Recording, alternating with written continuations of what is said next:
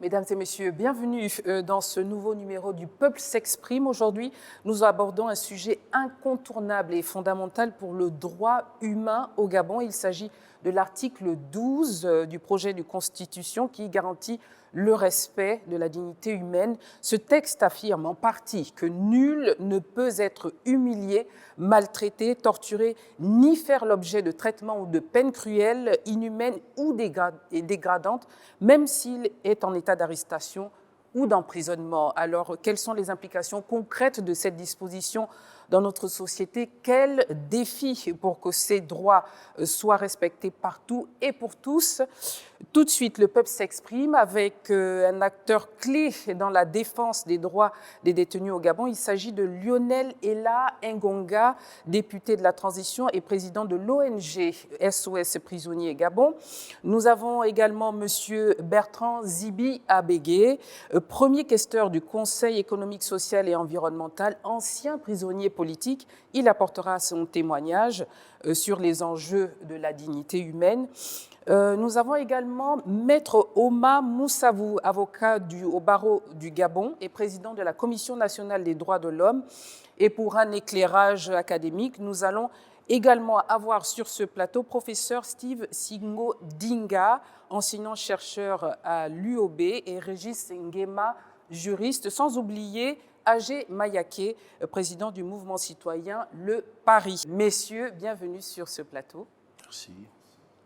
Alors, pour bien comprendre, l'article 12 du nouveau projet de constitution utilise des termes forts, torture, traitement inhumain et peine cruelle dans le cas d'une arrestation et d'un emprisonnement. Comment définissez-vous concrètement ces notions, Maître Moussavou? Je pense qu'il faut d'abord restituer la notion dans son contexte. Il ne s'agit pas de prôner la torture, il s'agit d'interdire la torture. Donc il y a le principe de l'interdiction de la torture et des traitements cruels, inhumains et dégradants. La torture, nul ne devrait la pratiquer. Je dis bien ne devrait la pratiquer. Et pourtant c'est le cas, c'est vrai. Nous en parlerons, nous entrerons dans les détails, mais la torture, c'est le fait d'infliger à une personne, d'infliger intentionnellement à une personne des traitements inhumains, des châtiments corporels, et tout ce qui peut effectivement attenter à la dignité de la personne humaine, parce qu'on est vraiment à l'épicentre de la dignité humaine.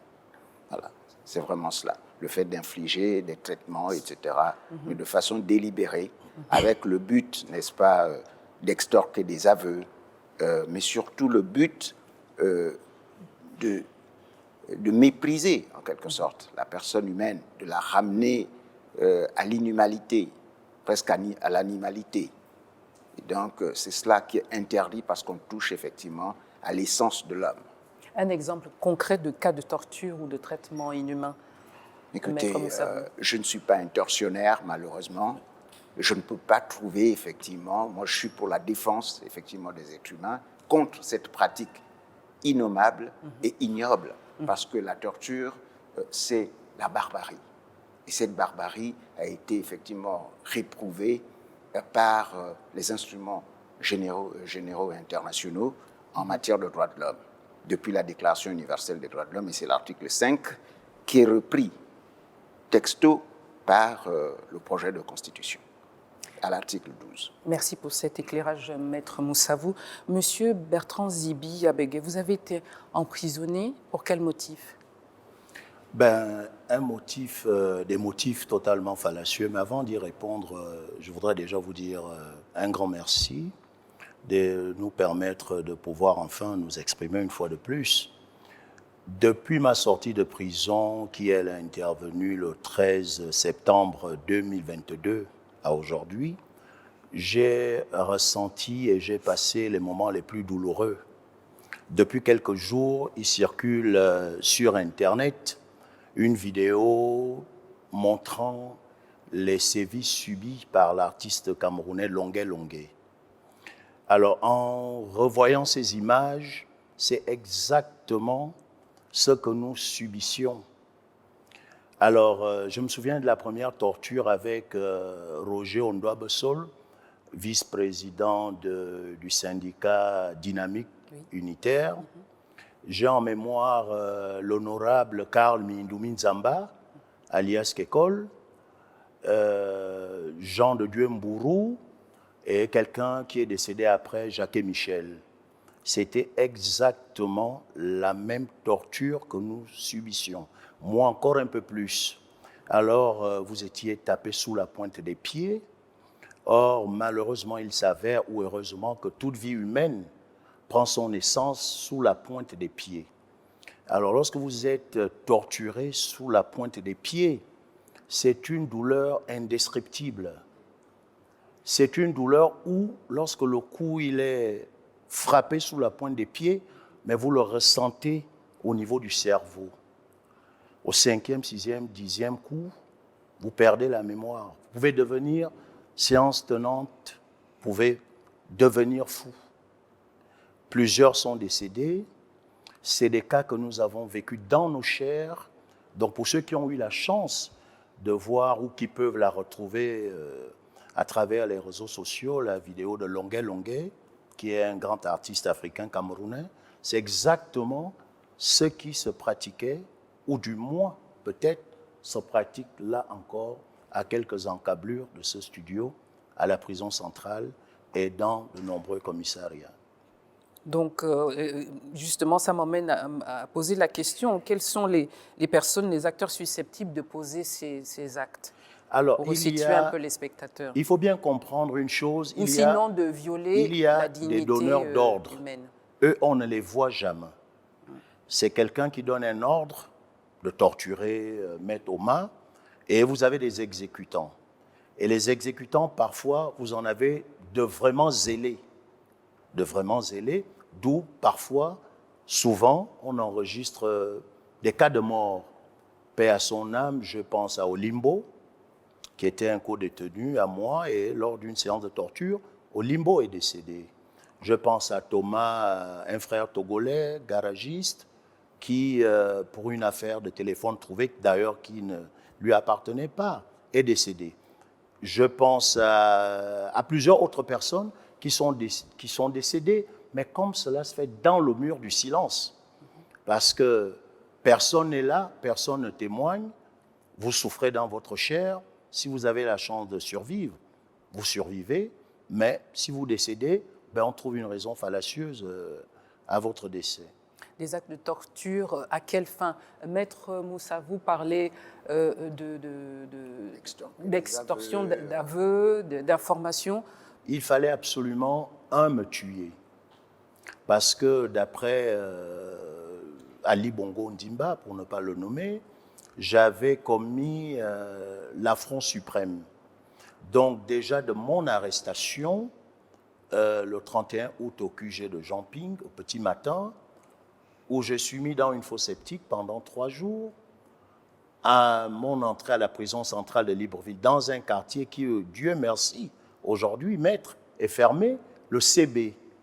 Le CB, c'est quoi? C'est l'endroit où lorsque le Gabon pratiquait la peine de mort, lorsque vous étiez condamné, déclaré coupable à perpétuité et que vous devriez être exécuté au landau, c'est l'endroit où on vous emmenait à Gros Bouquet. Cet endroit a été réouvert pour moi après tant d'années. Donc chaque fois qu'il y avait des exécutions à Orlando, paix à leurs âmes, Mwemba, dans Manza, c'est le dernier endroit où ils avaient séjourné. Donc dans un mur de béton de plus de 80 mètres d'épaisseur, et vous n'avez que quelques trous d'aération. Donc, pas de lumière. En fait, la symbolique, c'est la mort, parce qu'on ne les sortait de cet endroit que pour aller les exécuter. Et donc, vous étiez à la limite, vous frôliez les 50 degrés à l'ombre. Vous ne pouviez être qu'en slip ou nu. et vous dégouliniez toute la journée. J'ai passé 6 mois, j'ai perdu 40% de ma vue. Ensuite, justement, nous allons revenir un peu plus tard dans l'émission sur les dommages, comment réparer, quelle est la procédure. Ensuite, c'est un process de torture permanent. Donc, je pars du CB, qui, Dieu merci, aujourd'hui, par les nouvelles autorités, est fermé. Ce quartier n'existe plus. J'ai été donc envoyé au CA, et lui, il existe toujours. C'est le quartier où résident les malades mentaux. Donc, les fous, totalement fous. Si un fou vous agresse dans la rue ou tue quelqu'un, puisque nous n'avons presque pas d'asile psychiatrique, ou s'il y en a, il n'existe que de nom, vous êtes directement envoyé au CA. Et lorsque j'y étais entré, j'avais trouvé 28 fous, malades mentaux, hein, totalement nus, et vous êtes dans une grille. Vous pouvez vous imaginer vivant avec des malades mentaux qui, à tout moment, vous jouez votre vie à chaque seconde qui passe. Ensuite, il y a ces tortures récurrentes, quotidiennes. Pour un oui, vous êtes torturé. Pour un non, vous êtes torturé.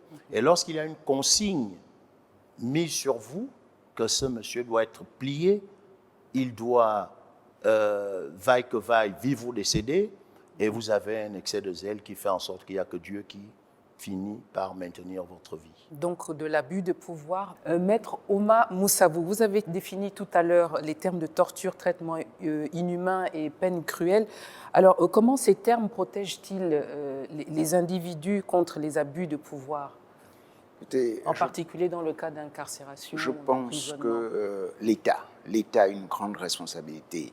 Que vous preniez la Convention des droits, la Convention contre la torture de 1984, que vous preniez tous les textes internationaux, même la Convention interaméricaine des droits de l'homme, cette définition qu'on retrouve à l'intérieur a évolué, suffisamment évolué, à cause effectivement des pratiques et de l'ingéniosité des tortionnaires.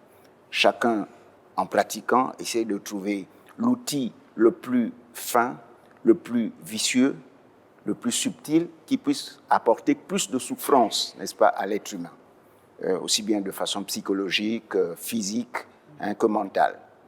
Mais, je le répète, la torture est une pratique qui est abolie par les instruments internationaux. Et le fait, n'est-ce pas, que le projet de constitution l'ait inscrit dans l'article 12 est une avancée importante, considérable, comme pour rappeler que ce qui était déjà dans le code pénal, parce que c'était déjà pénalisé, déjà dans le code pénal, cette interdiction devient une interdiction constitutionnelle. Donc il y a Quel est l'impact, voilà, il y a effectivement une gradation de ce droit qui devient aussi un droit fondamental. Fondamental en ce que, un, ça figure dans la Constitution, oui. Deux, ça rejoint, si vous voulez, les instruments internationaux de façon à affirmer l'universalité de ce droit, le droit à l'interdiction, n'est-ce pas, de la torture. Et ça me semble important. Alors, que faire pour que ces droits soient respectés en cas d'arrestation ou d'emprisonnement ? Il y a deux choses à faire. Il y a la sensibilisation. La sensibilisation auprès, effectivement, c'est un secret de polichinelle, auprès des enquêteurs, auprès des policiers, auprès des gendarmes. Et la Commission nationale des droits de l'homme et la Direction générale des droits de l'homme se sont employés plusieurs fois à faire cette sensibilisation. Qui sont donc les acteurs qui sont les acteurs, effectivement, susceptibles ou qui sont exposés à la violation qui pourraient le faire, voilà, sait-on jamais, pour des raisons d'enquête, etc. Et donc, nous les sensibilisons la plupart du temps. Moi-même, j'enseigne à l'école de police, j'enseigne les droits de l'homme depuis une vingtaine d'années. À quelle fréquence, sous quelle forme? Des ateliers Oui, des ateliers, une formation permanente à l'école nationale de police. Ils apprennent les droits de l'homme. Ça fait une vingtaine d'années. Et c'est l'une des rares écoles de police, d'ailleurs, au monde, et je dirais même en Afrique et au monde, qui enseigne les droits de l'homme. Voilà. Il y a effectivement une sensibilisation qu'il faut faire, mais interpeller aussi l'État. Dans quel sens? Dans le sens où l'État a une obligation positive de faire respecter par ses organes, effectivement, cette interdiction-là. C'est important. Et c'est pourquoi tout à l'heure, quand on parlera de la réparation, il est grand temps que les Gabonais comprennent que lorsqu'on est torturé, il faut effectivement aller devant les juridictions. Il ne faut pas avoir peur de cela. Je suis en train d'éplucher un livre que vient d'écrire Dominique Rousseau sur les contestations. Tout ce qu'on a obtenu en matière de droits de l'homme est passé par les contestations. Donc il faut effectivement avoir ce courage d'initier des procédures parce qu'effectivement nous avons une juridiction ici qui fait respecter les droits fondamentaux, c'est la Cour constitutionnelle. Oui, la Cour constitutionnelle. Justement, j'allais en venir. L'appareil judiciaire, Maître Dinga, on a vu qu'il faut sensibiliser les acteurs sur le terrain. Qu'en est-il de l'appareil judiciaire? Bon, la sensibilisation, oui. Maintenant, au niveau des juridictions, vous savez, ce qui est dommage avec nos compatriotes, c'est qu'ils n'ont pas l'esprit du contentieux. Et pourquoi, selon vous? Ils n'ont pas l'esprit du contentieux.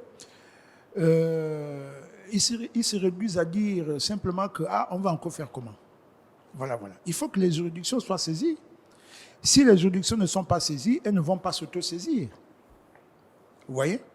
Parce que celui qui saisit, c'est celui qui est concerné. Alors, si vous êtes le premier concerné, il faut aller devant les juridictions. Voilà. La sensibilisation aussi, moi je suis enseignant, c'est aussi au niveau des étudiants lorsque nous faisons des cours.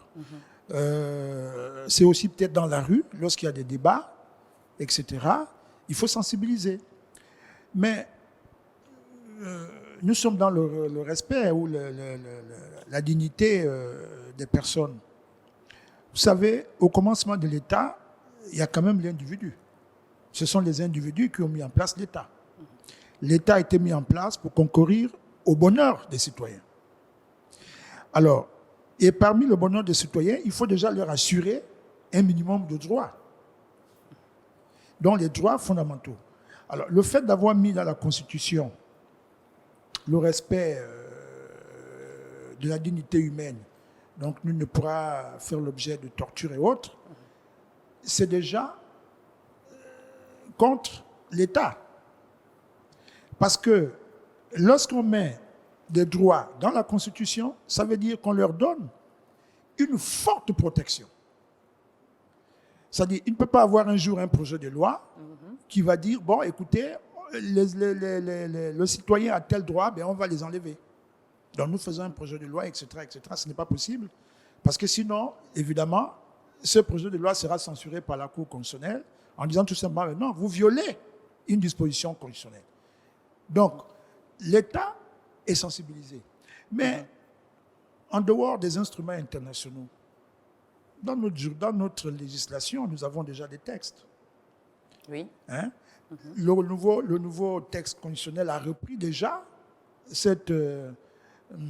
ce grand principe qui dit que la République gabonaise reconnaît aux citoyens des droits inviolables et imprescriptibles qui lient obligatoirement les pouvoirs publics.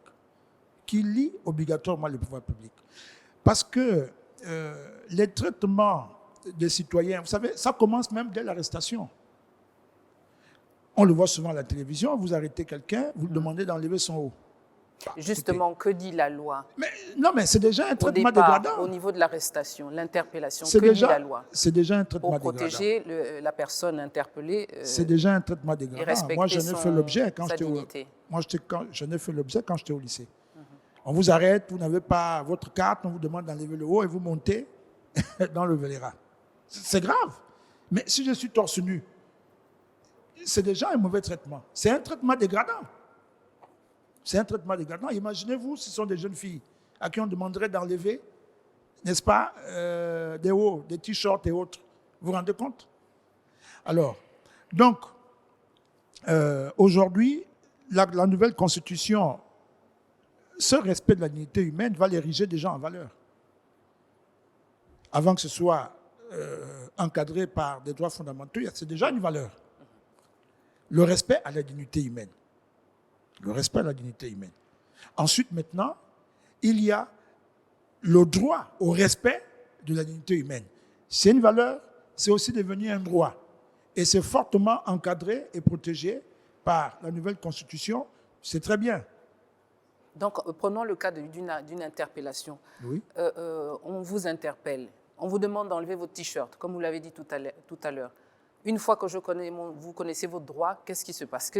Quelles sont vos options? Mais écoutez, vous rappelez déjà à l'agent que je suis un citoyen, j'ai des droits. Monsieur Zibi Bertrand semble s'en amuser. Non, mais... Qu'en pensez-vous? Je pense que... Non, mais ce qui est bien, c'est ce que disait tout à l'heure Maître Oman, c'est cette pédagogie, mais est-ce qu'elle est comprise et par qui? Lorsqu'il parlait tout à l'heure, le chercheur, des plaintes ou du moins que les personnes qui sont torturées ou qui ont subi ces sévices ne sont pas allées vers les juridictions pour se plaindre. Non, nous n'avons fait que cela. Pendant 6 années, j'avais 6 avocats au Gabon, 2 avocats à Paris, 2 avocats aux États-Unis, 10 avocats, et pas des moindres. Ils ont saisi toutes les juridictions et toutes les portes les unes après les autres leur étaient fermées. Nous avons saisi la Cour constitutionnelle, nous avons saisi toutes les juridictions, nous avons saisi l'international.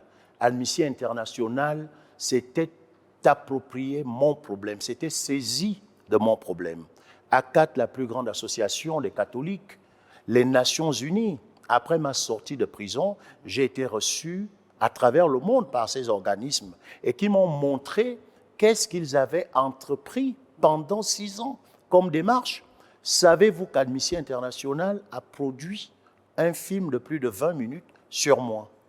Après Nelson Mandela, je suis le 2e Africain pour qui Amnesty International a produit tout un documentaire, tout un film que vous pouvez suivre et regarder sur Internet.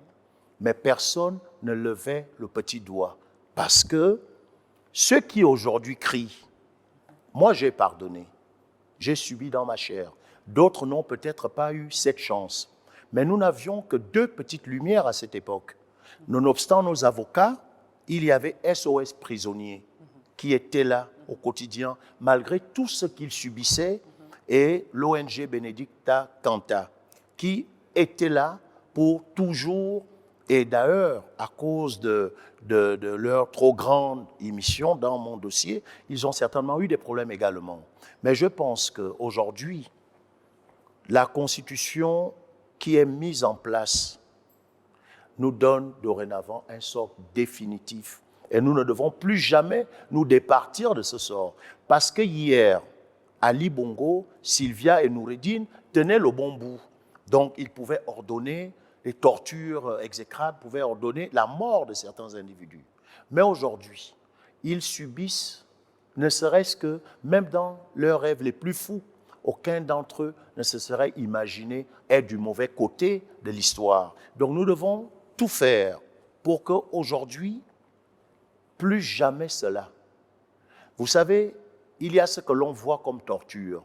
Nous, lorsque nous étions jeunes, vous encore moins jeunes que nous avons vu Agonjo Okawe sortir de prison. J'ai eu la chance de discuter avec Agonjo. J'ai eu la chance, parce qu'il y a encore des condamnés à mort qui ont plus de 30 ans, qui les avaient connus quand eux ils rentraient en prison. C'était des gouttes d'eau, et vous ne devriez pas bouger, et vous deveniez sénile ou fou. Il y a des tortures où certains Gabonais, il faut le dire aujourd'hui, ont été envoyés dans ce pays pour apprendre les tortures. Et je peux vous dire que en 1 minute de torture, 2 minutes, vous avez perdu votre latin. Vous savez que rien qu'en vous piquant des aiguilles sous les ongles, c'est une telle douleur que vous ne pouvez vous l'imaginer. Et c'est sur ces mots que nous allons terminer cette première partie de l'émission Le Peuple s'exprime, au cours de laquelle nous abordons l'article 12. Restez connectés, on vous rejoint dans quelques minutes.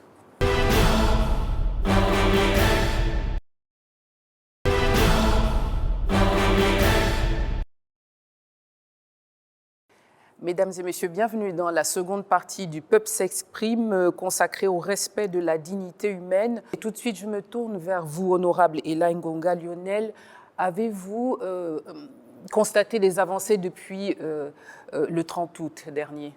Merci pour l'invitation et merci également pour le sujet parce que c'est très rare de voir sur nos plateaux de télévision débattre sur la dignité humaine, le respect de droits de personnes.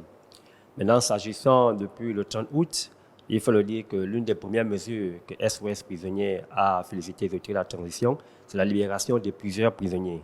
Le président de la transition a gracié 1000 prisonniers. C'est une action que nous avons saluée. Mais il n'en demeure pas moins que nous déplorons à ce jour certains cas de torture que nous enregistrons encore au niveau des commissariats, au niveau de la prison centrale. Donc il faut le dire que cette période de transition doit également être le moment où nos mentalités doivent changer. Que les tortionnaires prennent conscience que nous sommes en train d'écrire une nouvelle page de notre histoire. Il est hors de question que les pratiques du passé puissent perdurer pendant cette période de transition et post-transition. Vous avez évoqué cet article 12. Il faut rappeler que l'article 12-là existe depuis la Constitution de 1991. Exactement, c'est à son article premier où on interdit déjà la torture, on interdit les traitements inhumains dégradants. Mais pourquoi ça perdure jusqu'à ce jour? Parce que simplement les auteurs de ces actes ne sont pas punis. Nous constatons malheureusement une impunité. Moi, je vous prends un exemple sur moi. Allez-y, oui. En 2012, avec 17 autres étudiants, nous avons fait l'objet d'une arrestation à l'université Thomas Bongo, conduit à la DGR. On nous demande de nous déshabiller, comme le cas que vous avez pris tout à l'heure. Et moi, je réponds à l'agent que vous avez reçu. Je dis, c'est contre la Constitution. Il me dit que le droit que tu fais à l'université, ce n'est pas ici. Et il m'a giflé. C'est comme ça que ça se passe. Quand vous rappelez vos droits à un agent, soit il vous gifle, bien vous dit, ce n'est pas à vous de m'apprendre mon travail. Ça, c'est une réalité que nous rencontrons quotidiennement sur le terrain. Maître Omar Moussavou, qu'en pensez-vous? Écoutez, parce que visiblement, malgré la connaissance du droit, la situation ne change pas. Il est formellement interdit à un policier de donner une claque à un citoyen. C'est interdit, formellement interdit.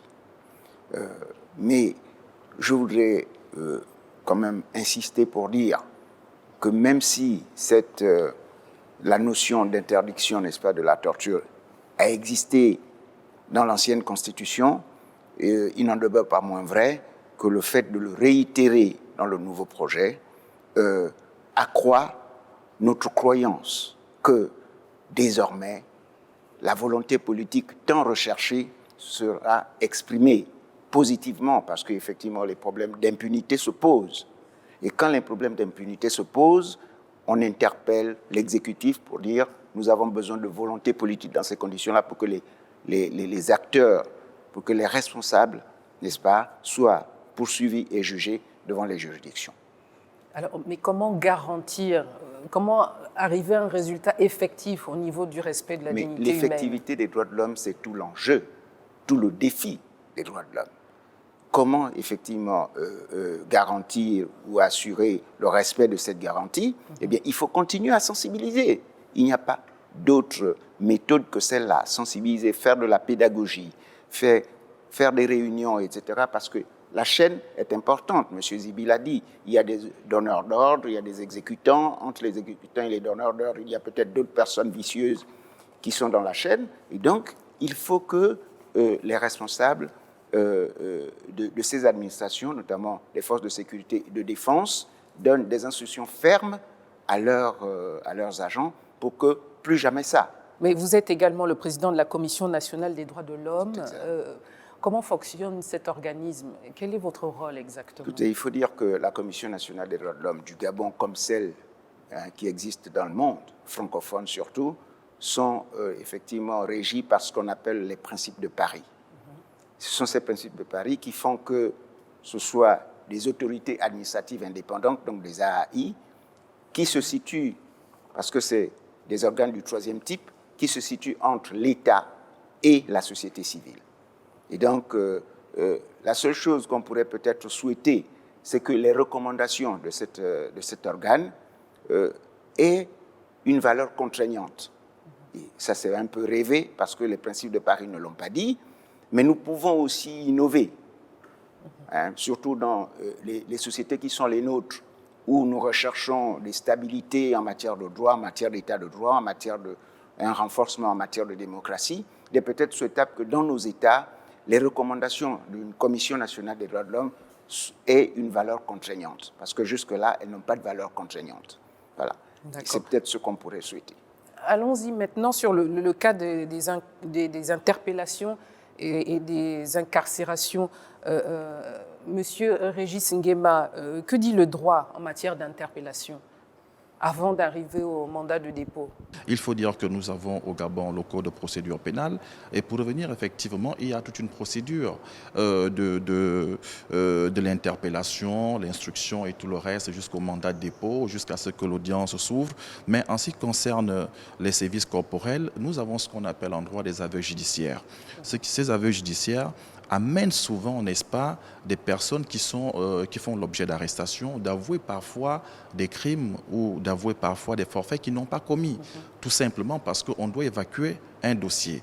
On frappe la personne comme mon aîné l'a dit en face, on peut torturer la personne juste parce que tout simplement on a besoin que la personne dise oui, c'est moi qui ai fait, même si la personne n'est pas responsable, il faut tout simplement qu'on évacue le dossier.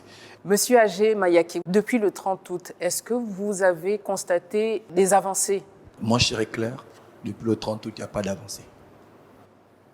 Là, il faut être clair. Pourquoi? Au niveau de l'appareil judiciaire, il n'y a pas d'avancée. Il n'y a pas d'avancée. C'est la loi du plus fort qui continue. Ça, on ne doit pas biaiser là-dessus. Et qu'est-ce qui vous emmène justement à ce Parce constat? que lorsque quelqu'un donne des ordres, les mêmes ordres continuent. L'aîné disait tout à l'heure qu'au régime, concret, peut-être. le régime déchu, c'était quoi? On donne l'ordre et par rapport à l'ordre, celui qui donne l'ordre, on ne le voit pas et les exécutants, ils le font avec, je vais dire, beaucoup de zèle. Quand on interdit quelqu'un qui a un avocat, que l'avocat puisse le rencontrer, ou il ne connaît même pas pourquoi il est interpellé, ça se passe toujours. Monsieur Ela Ngonga, vous avez des cas comme ça actuellement, des cas actuellement, nous avons enregistré il y a 2 mois de cela, 2 à 3 mois, le jeune Anso Tunga qui a été torturé lors de sa garde à vue, placé sur mandat de dépôt. Ses parents n'ont pas pu le voir étant à la prison. J'ai saisi le procureur de la République sur ce cas. Quelques temps après, il a pu avoir accès à sa famille. Mais ce qu'il faut encore faire là, c'est la réparation. Depuis, par exemple, que ce jeune homme a été torturé, il est traumatisé, il a déjà du mal à circuler. Nous avons encore des cas, par exemple, depuis 2020, qui sont morts à la prison, faute torturés, qui ont saisi la justice, mais pas de suite. L'appareil judiciaire a vraiment du mal à suivre le train de la transition. Monsieur Bertrand Dibi-Abeg, vous êtes sorti il y a quelque temps de prison. Qu'en est-il de la réparation? Je pense avant de répondre, il faut bien comprendre une chose. Toute personne est susceptible un jour de faire la prison. Vous pouvez sortir de cette émission, faire un accident, je touche du bois, je ne vous le souhaite pas, et vous retrouver en prison. Vous pouvez être au mauvais endroit, au mauvais moment, être pris et envoyé en prison. D'ailleurs, j'ai encore en mémoire certains policiers, lorsqu'ils étaient arrêtés pour diverses raisons, et quand ils entraient en prison, il fallait mettre immédiatement une chaîne de sécurité pour leur survie. Et nous intervenions, parce que nous étions devenus des doyens de la prison, pour sauver leur vie. Nous avons également, pendant le temps que j'ai été, les 6 ans que j'ai passé en prison, j'ai vu certains magistrats y entrer, certains hommes de loi. Et le traitement qui leur était réservé, ils comprenaient maintenant, parce qu'ils se retrouvaient du mauvais côté de l'histoire. Mais je pense qu'en tout temps, en tout lieu, nous devons d'améliorer et les conditions de vie des détenus, mais surtout que l'appareil judiciaire soit fluide aujourd'hui. Pour un poulet volé, vous pouvez vous retrouver à passer 20 ans en prison.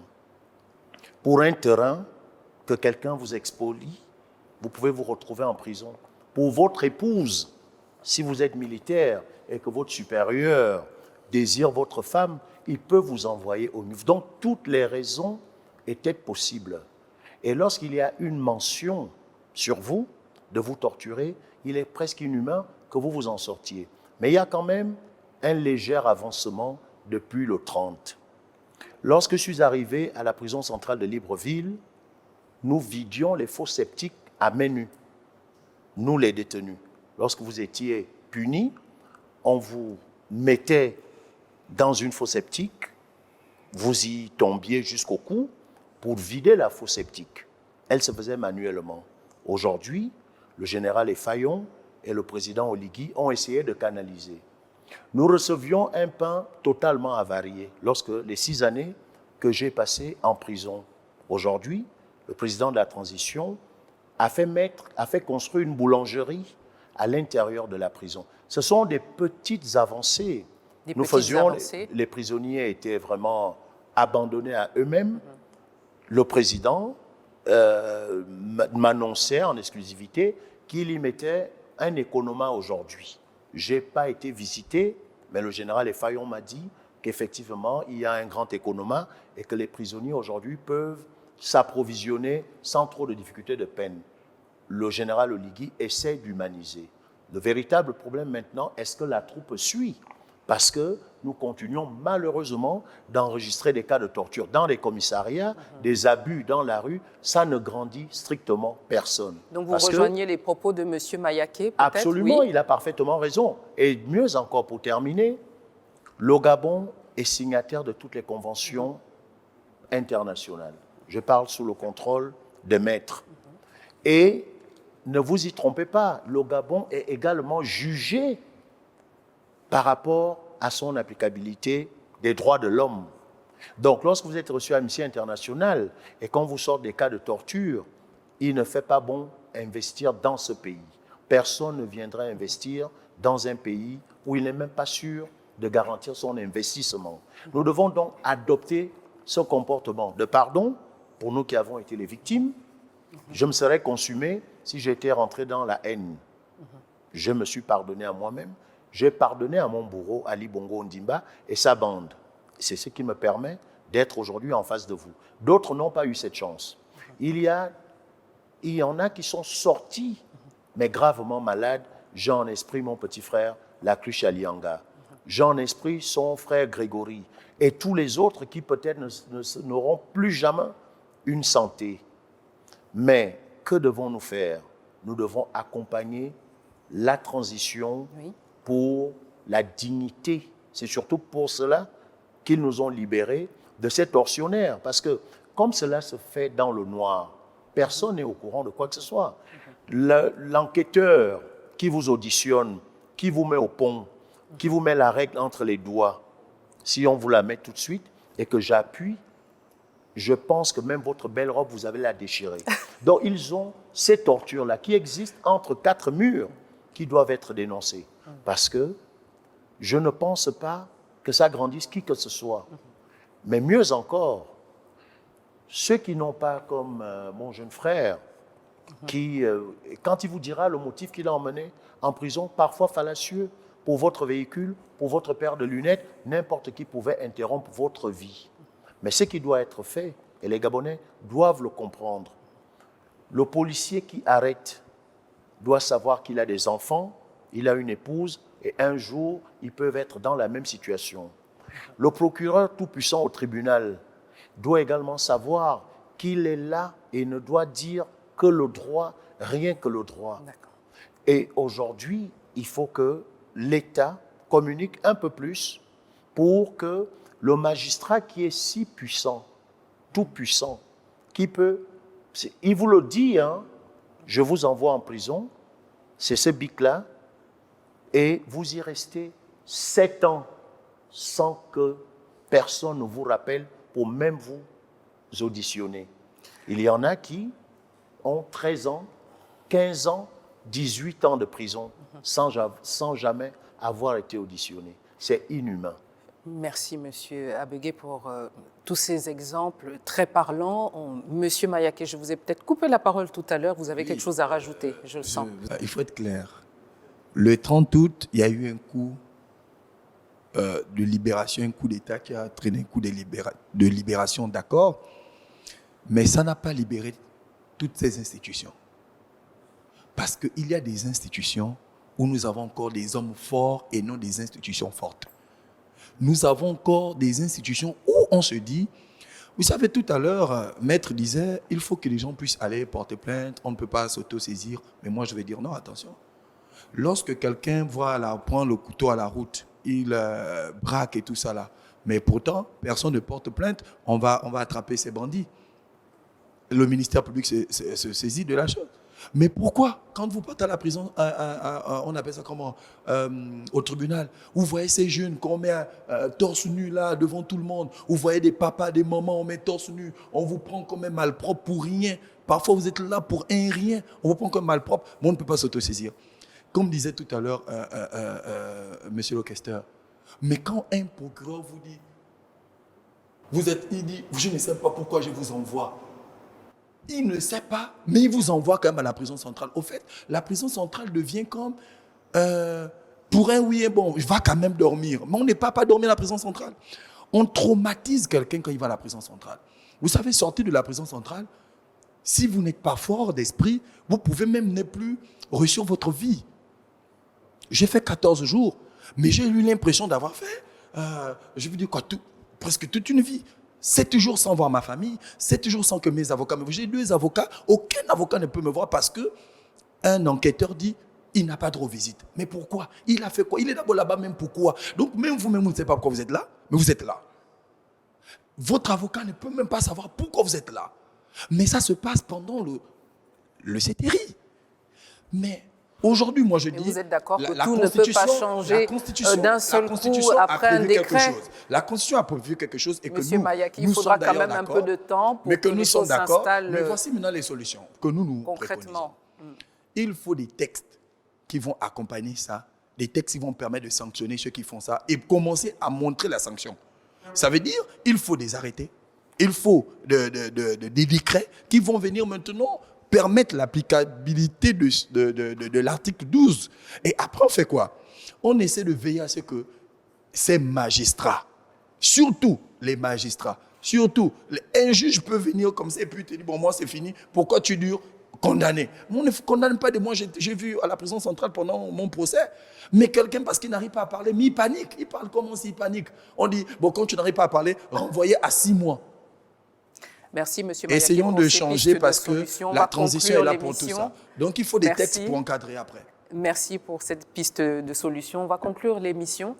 Maître Oma Moussavou, on va commencer par vous. Oui, votre mot de fin? Oui, il faut que les citoyens se prennent en charge en matière judiciaire. Quand on est victime d'une injustice, il faut monter au créneau, initier des procédures. Parce que les citoyens gabonais peuvent eux-mêmes être incriminants. Bien sûr, donc, bien sûr. Il y a une conscientisation de part et d'autre. Oui, c'est exact. Mais il faut que le citoyen initie des procédures quand il est victime d'un préjudice, d'un dommage. Et d'autre part, il y a dans le système judiciaire pur des voies de droit qui permettent effectivement de réparer les tortures et autres traitements inhumains et dégradants. Vous initiez une procédure et votre avocat, au cours de l'audience ordinaire, soulève ce qu'on appelle une exception d'inconstitutionnalité. Et à partir de là, l'affaire est envoyée à la Cour constitutionnelle et là-bas, effectivement, vous faites valoir vos droits fondamentaux. C'est tout à fait normal. Donc c'est une question de formation, une question de pédagogie, une question de sensibilisation, même auprès des acteurs judiciaires. Merci, Maître Oma Moussavou. On va passer à Régis Nguema. Écoutez, je vous dis une fois de plus merci. C'était des échanges assez enrichissants. Il faut tout simplement dire que la dignité, comme je l'ai dit tantôt, n'est pas négociable. Elle est inaliénable. Et comprendre que si nous voulons véritablement être dignes, on ne doit pas s'attendre à ce que l'État mette tous les mécanismes en œuvre, parce que l'État ne peut pas tout faire. Il nous appartient également, nous citoyens, de connaître nos droits et nos devoirs. C'est l'intérêt pour moi de suggérer à ce que, même au niveau de la petitesse, c'est-à-dire au niveau de la petite enfance, au niveau de l'école, qu'on mette en place des mécanismes au niveau du cours d'instruction civique, un cours qu'on peut intituler en tant que jeune, mes droits, mes devoirs, pour que, en grandissant, que le citoyen s'approprie, n'est-ce pas, un certain nombre de concepts, qui s'approprie un certain nombre de valeurs, pour qu'il sache qu'il doit également apprendre à faire valoir, n'est-ce pas, sa dignité. Merci Régis Nguema. On va passer à l'honorable Ella Ngonga Lionel, qui est auprès des prisonniers quotidiennement. Sinon, tout le temps. Oui, quelqu'un disait, si vous voulez voir le niveau de développement d'un pays, ne regardez pas les immeubles, ne regardez pas les routes, mais regardez plutôt les prisons. Comment cet État gère ces personnes les plus faibles, les plus vulnérables de la société. Donc, c'est pour dire que cette période de transition doit, une fois de plus, nous amener à prendre conscience, à changer de paradigme, de mentalité. Je vous prends un exemple simple qu'on peut changer sans pourtant attendre des textes de loi. Quand vous allez au tribunal, lundi, mercredi, vendredi, il a évoqué ça. Les personnes qui viennent du commissariat sont exposées au sol, devant le procureur, devant les magistrats, les avocats. Tout le monde passe là. Pas plus tard qu'hier, mercredi, j'étais au tribunal. Ça continue. C'est des questions de volonté simplement pour arrêter cette pratique. Vous aussi, les médias, permettez quand même que vous mettez sur banc des accusés. Vous partez dans les commissariats, interviewez les personnes en garde à vue sans respecter la présomption de l'innocence. Depuis un moment, il y a une nouvelle pratique. Quand on vous interpelle, on vous rase, on vous coupe les cheveux. C'est contraire à la dignité. Donc, les telles pratiques doivent simplement cesser. On n'a pas besoin de prendre des textes de loi. Mais il faut simplement de la volonté pour mettre cela en pratique. Donc, nous espérons que de telles émissions vont continuer pour faire œuvre de pédagogie. Merci. Merci. Il faut de la volonté pour que les choses changent. Monsieur Mayaké, votre mot de la fin. Mon mot de fin, je signe et persiste dessus. Nous félicitons la Constitution qui a déjà prévu son article 12, cet article 12 que nous saluons. Mais il nous faut les textes qui vont devenir comme une contrainte et surtout des sanctions pour cet appareil judiciaire qui ne respecterait pas ce texte. Parce que tant qu'il n'y aura pas des sanctions et tant qu'il n'y aura pas des exemples, comme eux ils nous prennent souvent pour des exemples, un policier qui gifle directement un chauffeur ou un taximan, tant qu'il n'y a pas des exemples, il n'y aura jamais, cette pratique ne va jamais cesser. Donc pour moi, il faut des textes qui vont venir comme des contraintes et après, il faut que ces textes puissent être appliqués parce qu'après, on peut savoir des textes, mais après qu'on ne les applique pas. Merci. Application des sanctions dans le fond et la forme. Merci, Monsieur Mayaké. Maître Dinga, quant à vous, qu'en pensez-vous? Professeur, votre mot de fin. Pour terminer, moi, sincèrement, ce que je crois, c'est que la prison de Libreville doit être rasée. Il faut refaire une autre prison. Il faut donner des moyens. Il faudrait que le personnel pénitentiaire soit formé, etc., pour que nous puissions nous débarrasser de tous ces donneurs ordres, de toutes ces tortures au sein de la prison. Parce que la prison n'est pas un état de non-droit. Le droit doit faire son entrée au niveau de la prison. Et il faut, toujours comme disait Maître tout à l'heure, sensibiliser sur le respect de la dignité humaine. Parce que le respect de la dignité humaine est une valeur intrinsèque de l'homme. Les droits de l'homme sont consubstantiels aux êtres humains. Ce ne sont pas les droits de l'homme, ce ne sont pas des cadeaux que nous font les pouvoirs publics, mais c'est parce que lorsqu'il y a des hommes, il doit aussi y avoir des droits qui sont attachés à leur personne et ces droits-là sont non négociables. Merci. Merci, professeur Dinga. On va terminer par vous, Bertrand Zibi-Abégué. La notion de droit humain doit être la règle fondamentale pour notre pays. Parce que lorsque vous êtes assis sur le trône, comme l'était Sylvia hier et Noureddine, vous semblez être le voisin de Dieu créateur. Vous pouvez donc décider, selon vos humeurs, même vous, de vous embastiller et de n'en faire qu'une bouchée. Mais je pense que cette émission, il va falloir que vous en fassiez d'autres pour que les Gabonais comprennent que dans la nouvelle Constitution, il n'y a pas que le politique qui nous accapare tous. Il y a ces faits qui semblent passer de manière anodine, mais qui doivent nous faire voter oui. Oui pour que plus personne ne torture qui que ce soit. Et pour terminer, il va falloir que le président fasse également ce qu'ils ont déjà fait à 3 reprises dans des commissariats, c'est-à-dire dévêtir les personnes véreuses. Il y a des policiers qui ont été démis. On enlève l'uniforme. Il y a des matons à la prison centrale de Libreville qui se sont vus retirer l'uniforme. Il faut que cela continue dans l'armée pour qu'il n'y ait plus cette impunité qui semble, cette superpuissance que certains semblent avoir. Quand ils auront la peur d'être revoqués de l'armée, ils vont commencer à respecter leurs frères, leurs semblables, les Gabonais que nous sommes. Merci infiniment. Merci, Monsieur Bertrand Zibi Abegue, pour ce mot de la fin. Et c'est d'ailleurs sur ces conclusions que nous allons terminer cette émission. Le peuple s'exprime. Cette fois-ci, nous avons abordé le respect du droit humain en cas d'emprisonnement ou sinon d'arrestation. Mesdames et messieurs, merci d'avoir été avec nous. Restez connectés sur Gabon 24.